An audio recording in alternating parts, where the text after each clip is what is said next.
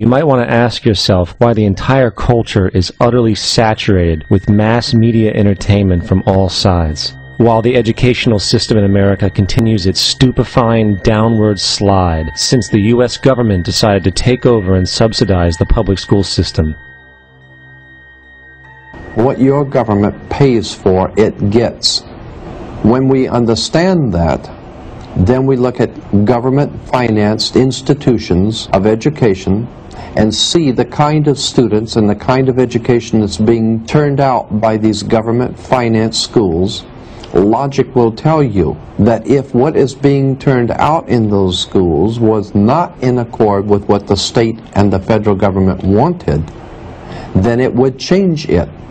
The Patriot Act, Homeland Security, the Military Tribunals Act, and other legislations are all completely and entirely designed to destroy your civil liberties and limit your ability to fight back against what is coming. Currently in the United States, unannounced to most brainwashed Americans, your home can be searched without a warrant, without you being home. You can in turn be arrested with no charges revealed to you, detained indefinitely with no access to a lawyer, and legally tortured, all under the suspicion that you might be a terrorist.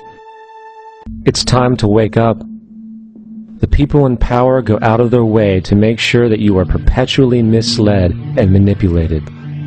The majority's perception of reality, especially in the political arena, is not their own. It is shrewdly imposed upon them without them even knowing it.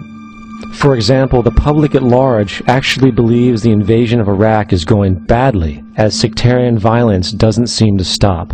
What the public fails to see is that the destabilization of Iraq is exactly what the people behind the government want. This war is to be sustained so the region can be divided up, domination of the oil maintained, continual profits reaped for the defense contractors, and most importantly, permanent military bases established to be used as a launching pad against other oil-bearing, non-conforming countries such as Iran and Syria. The last thing the men behind the curtain want is a conscious, informed public capable of critical thinking, which is why a continually fraudulent zeitgeist is output via religion, the mass media, and the educational system. They seek to keep you in a distracted, naive bubble, and they are doing a damn good job of it. In 2005, an arrangement between Canada, Mexico, and the United States was made. This arrangement, unannounced to the public, unregulated by Congress, merges the United States, Mexico, and Canada into one entity, erasing all borders. It's called the North American Union, and you might want to ask yourself why you've never heard of this. In fact, there is only one mainstream reporter who has actually heard of and has had the courage to cover this issue. The Bush administration's open borders policy and its decision to ignore the enforcement of this country's immigration laws is part of a broader agenda. President Bush signed a formal agreement that will end the United States as we know it, and he took the step without approval from either the U.S. Congress or the people of the United States. It's a deal that few have even heard of. It's being done again by very few people at the very top on behalf of the investment class, but the working class of people, political officials across our country from communities, from cities and so forth, they don't know anything about this. This isn't some trade agreement. It is a total removal of sovereignty from these countries, which will also result in a completely new currency called the Amero. The American Constitution will eventually be obsolete. You would think that a situation like this would be on the cover of every major newspaper. That is until you realize that the people who are behind this movement are the same people behind the mainstream media, and you are not told what you're not supposed to know. The North American Union is the same concept as the European Union, the African Union, and the soon-to-be Asian Union, and the same people are behind all of them. And, when the time is right, the North American Union, the European Union, the African Union, and the Asian Union will be merged together, forming the final stages of a plan these men have been working on for over 60 years. A one-world government. And if we have learned anything from history, it is that power corrupts, and absolute power corrupts absolutely. This is Aaron Russo, a filmmaker and former politician. To his left is Nicholas Rockefeller of the infamous Rockefeller banking and business dynasty. After maintaining a close friendship with Nicholas Rockefeller, Aaron eventually ended the relationship, appalled by what he had learned about the Rockefellers and their ambitions. I got a call one day from an attorney woman I knew, and she said, would you like to meet one of the Rockefellers? I said, sure, I'd love to. And we became friends, and he began to divulge a lot of things to me. So he said to me one night, he said that there's going to be an event there, and out of that event, you're going to see, we're going to go into Afghanistan, so we can run pipelines from the Caspian Sea. We're going to go into Iraq to take the oil and establish a base in the Middle East, and we're going to go into Venezuela and try and get rid of Chavez. And the first two they've accomplished. Chavez they didn't accomplish. And said you're going to see guys going into caves looking for looking for people that they're never going to find.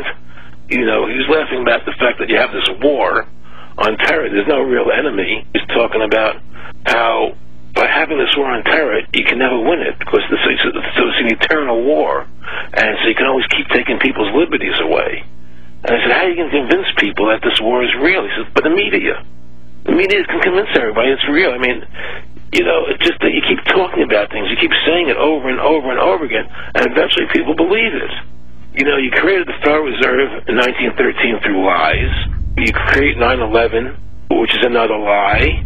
Through 9/11, you're fighting a war on terror, and now all of a sudden you go into Iraq, which was another lie, and now they're going to do Iran. You know, and it's all one thing leading to another, leading to another, leading to another. Now, I would say, what are you doing this for? What's the point of this thing? You have all the money in the world you ever want. You have all the power. I said, you know, you're hurting people. It's not a good thing. And he would say, what do you care about the people for? Take care of yourself and you take care of your family. And then I said to him, what are the ultimate goals here?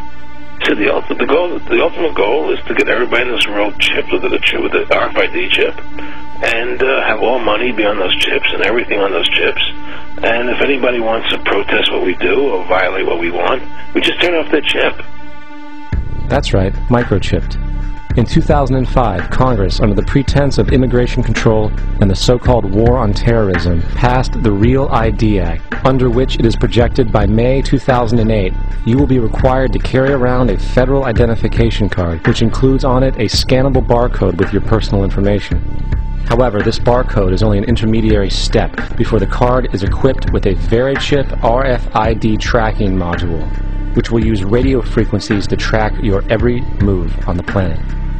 If this sounds foreign to you, please note that the RFID tracking chip is already in all new American passports.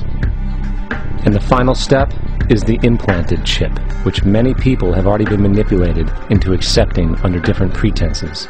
We have a Florida family who are really pioneers in a brave new world. They have volunteered to be the first ever to have microchip identification devices implanted into their body. After 9/11, I was really concerned with the security of my family. In the end, everybody will be locked into a monitored control grid where every single action you perform is documented. And if you get out of line, they can just turn off your chip, for at that point in time, every single aspect of society will revolve around interactions with the chips. This is the picture that is painted for the future if you open your eyes to see it. A centralized one-world economy where everyone's moves and everyone's transactions are tracked and monitored, all rights removed. The most incredible aspect of all. These totalitarian elements will not be forced upon the people. The people will demand them. For the social manipulation of society through the generation of fear and division has completely detached humans from their sense of power and reality. A process which has been going on for centuries, if not millennia. Religion, patriotism, race, wealth, class, and every other form of arbitrary, separatist identification and thus conceit has served to create a controlled population, utterly malleable in the hands of the few.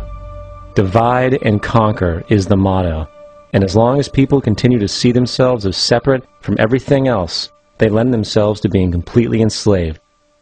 The men behind the curtain know this, and they also know that if people ever realize the truth of their relationship to nature and the truth of their personal power, the entire manufactured zeitgeist they prey upon will collapse like a house of cards.